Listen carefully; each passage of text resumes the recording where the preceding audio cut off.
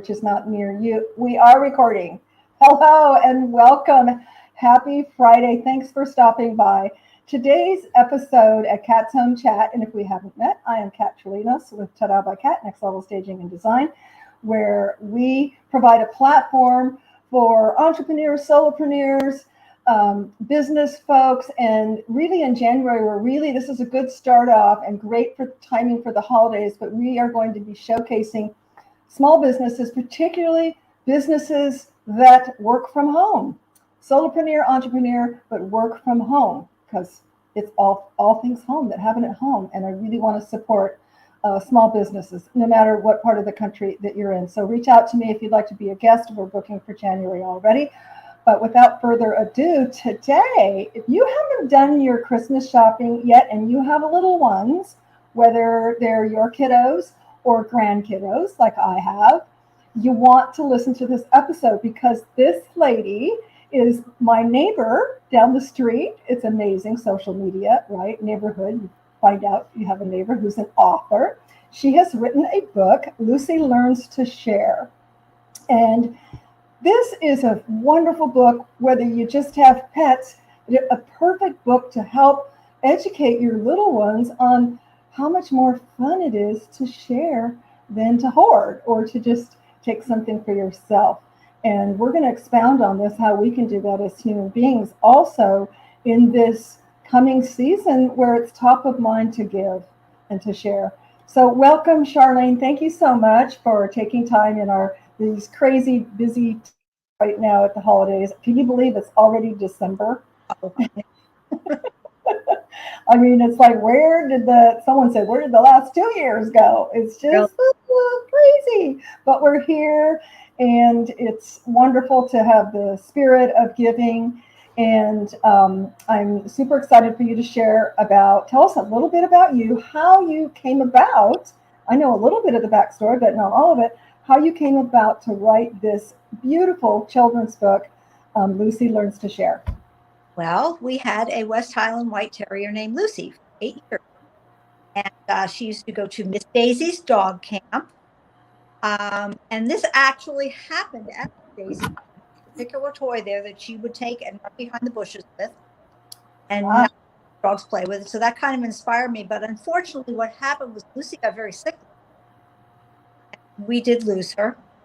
And this became kind of a cathartic effort for me, just to write her story and to pay tribute to her. She was only 8 years old. Longer life. She was healthy and happy through most of it, but things happen. What can you do? But this was a way of saying goodbye to her, but immortalizing her. Sharlene, I'm losing. I think when you move, you're probably going away from the microphone for your phone. We had a little, so Sharlene has to do it on her phone. But yeah, when you move, I'm kind of losing it a little. Okay. So that's beautiful. You know, I think many people anyway out there have a book in them. Everybody, because everybody has a story. Everybody has life happenings. And that's really special, Sharlene, that you started out as a cathartic to kind of keep Lucy's memory and those special moments alive. Right. And I just sent out a couple of letters to a couple of publishers and got a nibble. And here we are. Actually, have it here. Oh, let's see it. Oh, I love it. I love the color. And let's give a shout out to Sarah Gledhill, who did the illustrations. Yes, the illustrations are adorable. She's actually in London, and we did back and forth by email. I sent her some photos, but I chose her because I like the way she drew dogs. She made them show emotion and drew them with some humor, but they didn't look like cartoon figures. Yes. Yeah. Beautiful that you corroborated. So at one point where you were kind of, writing about this through your journey of healing in the loss of Lucy, at what point did you have that light bulb like, let me share this, let me put this together in a book and share it with the world? I think, I don't know exactly at what point it came to me to do that, but it just one day just sort of clicked, and I thought, I have nothing to lose, so just like, I love it. You have nothing to lose. So you took action. Yeah. Yeah, you took action. And, um, I've met several people in my journey, really just in the last 5 years, who have written books. Mm-hmm. Uh, some have been self-published, some have been with publisher. But I think there's room out there for people to, for someone to share. What are the steps? I had one gal. She's like, oh, I tried for a year. So you're really lucky that you put the nibbles out there and got something back. Publisher. That's It was a hybrid situation. I made the arrangement with the illustrator. They had some they suggested, and like I said, I looked at different illustrators, and I liked the way Sarah did her drawing. But right. yeah, but That's awesome. Yeah, that's awesome. And it's something that you can, that you did at home, yeah, right? yeah, Yeah. yeah. That you did This at home. pandemic project. There you go. So see, good things can come from not so good things, which Yeah, a lot of people have seen, with the whole reinventing yourself and so forth. And so many people we found with the design entity of our staging company, so many people want help in carving out those special spaces for working at home, whether it's writing a book or doing, what you used to do at an office in a cubicle or an executive desk, doing it from home. So our homes have really become such a sanctuary and really a breeding bed for creativity. And I love that you took your grief, many know, we have 4 dogs at the moment, and we literally have a pet cemetery in our quite large yard. Because they don't, as my husband told me a long time ago, honey, our dogs are probably not going to live longer than us. And when that ran, I was like, don't tell me that. When you lose your first dog, at least for me, it's like, oh my God, and Romeo, our Pomeranian, he was like 13. And it just never clicked because I didn't have that in my bailiwick of experience of losing a dog. So I just, it just took me really, really hard. It's almost surprising how hard it hits you. It really is. It really is. Yes. So what was besides the sharing, and that's a really, really cute story. So tell us a little bit about and how that threads in, without giving it totally away, but for parents who, they need some stocking stuffers, gifts, etc., for kids and grandkids. Tell us about the kind of the message from Lucy starting out not wanting to share at this doggy daycare, and then what happened? Well, another little dog invited her to play with them between her caretakers at the camp. So she came out from behind the bushes with the little ball and learned that when you throws it and you run and fetch it and you race with your little friend, that's a lot of fun. And the idea here is this is a little dog who didn't want to share. And she's in a somewhat, preschoolish situation. Right. And the preschool and kindergarten age group need to learn to share toys with other kids too, so they can relate to this little dog whose little friend shows her that it's more fun to play with someone else than by yourself. Mm, mm. And isn't that a message that every child, and I'm sorry, every adult can, really resonate with? Yeah. In terms of, we might want to, whatever it is, to not share our time or share our resources or our ideas. Mm-hmm. Or our food, or our love, or our money. These are all things that we have an opportunity to share at varying degrees, depending on, what we have, but more importantly, what we're willing to share. And like Lucy, we get back so much more when we do share all of those things as humans. And Lucy, and toddlers too. I think it's just a natural instinct, mine. Yeah. We were listening to backstory of the Beatles, 3 parts. My husband and I, and one of the songs, I think it was George did, me, mine, my. And I thought, me, mine, my. They always came up with, nonsensical things. They just had such magic. Mm-hmm. But I said, ooh, I think there's some deep meaning there. Me, mine, my. That's the ultimate kind of, ego, me, mine, my, I keep mine. And, if anyone who's raised or been around toddlers, that's what me, it's mine. Every day. It's mine, you can't have it. And so that's quite cathartic for children and for adults, maybe who haven't experienced that to a vast degree, to go, oh, wow, I was so afraid. And like everything, if we're not coming from love, the opposite of that is fear. Some folks have called that, fear, false expectations about reality. And it's, what is it, the fear? The fear I won't have enough. The fear someone will break it. The fear, I think it's the biggest thing is I won't have enough. Again, whether it's a toddler or an adult. Well, if I give, I've heard entrepreneurs, colleagues talk about, well, what happens if I give my secret sauce away? Right. What if I tell them everything? I share and I tell them everything. That's coming from fear. But the bottom line is nobody has your secret sauce. Well, look, no one is you, Sharlene. No one is you. No one can share and talk about Lucy like you can. Mm-hmm.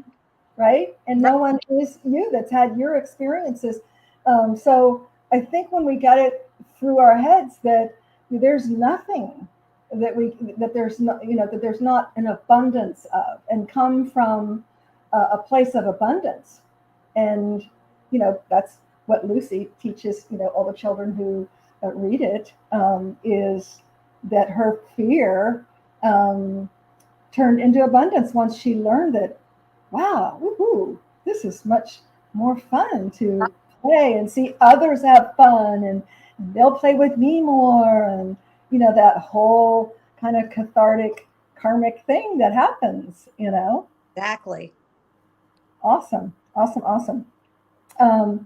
don't know where we are on time. Is there anything that I haven't, before we get into a little bit of, take the topic a little sideways, what else would you like to share about the whole process? Like, what was some aha moments for you, Sharlene, when you began, you decided, you made the decision, you know what, I'm going to take this into a book so I can share with others. I guess, let me start with this. What was the hardest part? What was the easiest part? Oh gosh, the hardest part was getting the whole story together and just making a progression from beginning to end and making it make sense to someone. I had a couple of the family. You did what? You got some of the family involved? Yeah, my daughter read it. My husband read through it, and what do you think, and that sort of thing. And then the easiest part really was working with an editor, because you have to. It's one of those check your ego at the door situations. You have to listen to this person because they know what they're talking about. They're in the business. Yes. You may think you've written the next Hamlet, but that sentence doesn't belong there, or if it should be worded a different way. They know what they're talking about. Yeah. So, and I was looking. They're going to check and balance the grammatic. Now, did you ever feel that they took away any creative license to you? No, not at all, because they were respectful of that. Awesome. Yeah, they were very good about that. They kept my, they didn't change the storyline at all. Awesome. Helped me find better ways to say it. Awesome. Because it's funny. I was a contributing author for a book, Staging the World. Barb Shore is the creator of Home Staging, who was a guest on our show a couple of times. And originally her publisher wanted me, I had done it in the third person. Okay. My contribution. And they originally thought, no, it didn't. And I know why. It was probably because no one else did it. They're not just one of those, I'm a rebel oddball, right? But after all the stories came in, because it was contributing staging professionals from all over the world, then they changed their tune. Oh yeah, we like it. Yeah, keep it. Which, sometimes then maybe when they see it more than once or twice, I don't know if that was even the case, but so that is, I guess, would be an opinion, I guess, whether it's a story should be in the third person. Right. Editing process also. I always had the option to say, well, no, I want to keep it the way I wrote it originally, but you have to have flexibility with something like this. Sure. Yeah. And so from the time, it sounds like you were really lucky. You got a nibble right away. And did you have the book finished?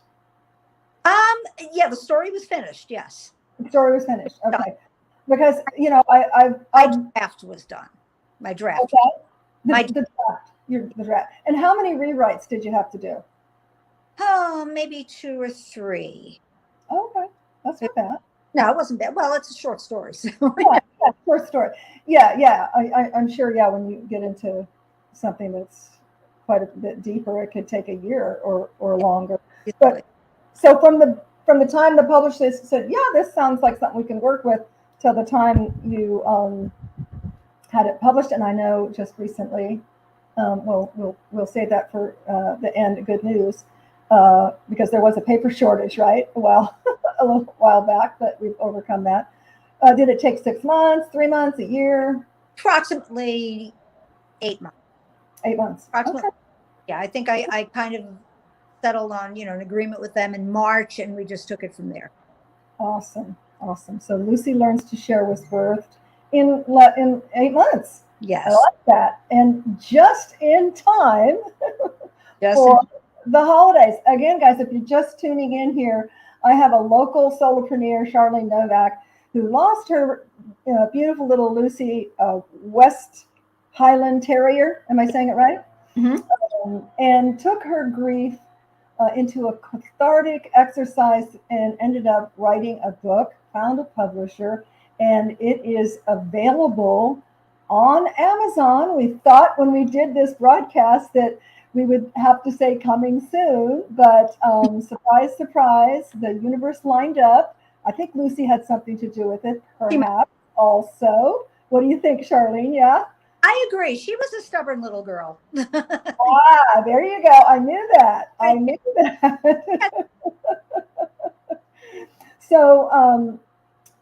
So you can find it. Tell us the places that you can find it, Sharlene, for Christmas. It's the full title is Happy Tales Camper Stories.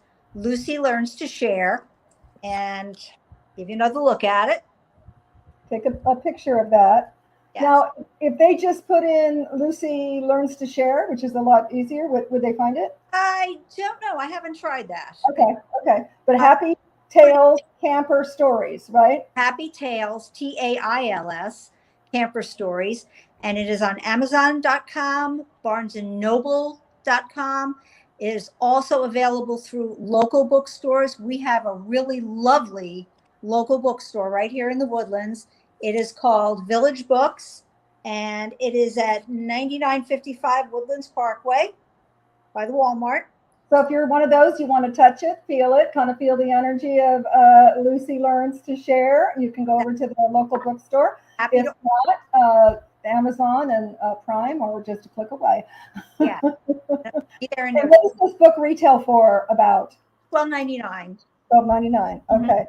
Perfect stocking stuffer or gift for your kids or your grandkids. Especially if you have one of those kids in the family that tends to hoard the Lego blocks or the Yes, if you've got a hoarder out there, a little kiddo hoarder, who says, me, my, mine. There you go.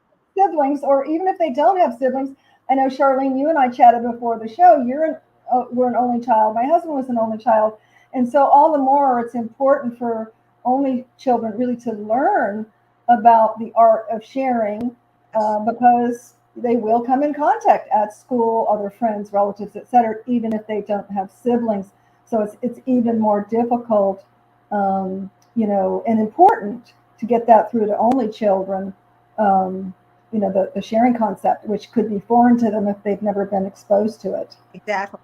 Yep. Very easy to fall into that spoiled rotten stereotype too. So there you go. So don't just throw stuff at your kids. Guys and gals out there, you want to buy them something meaningful to help you. We will help you parent and be a better parent in teaching your children how to share. And I challenge you out there during this holiday season, because this is our last broadcast. We will be doing a rerun the next 2 Fridays. Um, I challenge you, when you are having fear set in and you don't want to share your time, you don't want to share your resources, your ideas, your food, your love, most important, or your money, think about, the lesson that Lucy learned and how much more rewarding and fun and exciting, and happy she was when she learned how to share. And as humans, there's just nothing more rewarding than giving of your resources. Time, as I was telling Charlene, is the most valuable. So maybe today you can just give someone 5 minutes of your time, maybe someone you haven't talked to in a long time, or seen, or they've been on your mind, and you give them a call or an email, phone call. I say phone call because we're so digital. We're so digitally connected, aren't we? That sometimes we forget. I know they tell us now, oh yeah, nobody answers their phone. I always answer my phone unless I'm in a meeting. I'm just old school because I've been in sales and marketing for 30 some years. And if I didn't answer the phone, that lead's going to go to somebody else. So yeah, that's just kind of a habit that I've been into. And I like to get things off my plate right away. I don't want to have to call somebody back. Thank you so much, Sharlene. I wish you the best of success in your book. And I know that Lucy is going to energetically be in every book. Are you going to have a book signing, or is there anything we can plug about that? I'm working on that, possibly something at Village Books. Okay. I don't have any firm information on. Okay, well, keep us posted. Let me know, because we'll do a post, and I'll wait to buy my book at Village so I can get it autographed. Absolutely. Because yeah, that whole energy of Sharlene and Lucy will be connected to the book and bring lots of good stuff. I know that is so true. Thanks again, Sharlene. Everybody out there, have a wonderful holiday. Whatever you celebrate, make it magical, and be willing to give when you're not getting anything. Whether it's your time, whether it's a meal, a cupcake you share, information, share your information. You'll get it back tenfold. And signing off, if you know anyone who is an entrepreneur, solopreneur, works from home, who'd like to be on the show in January, we are lining up guests, and we'd love to give you a platform too. Until then, I guess I'll see you next year. Bye.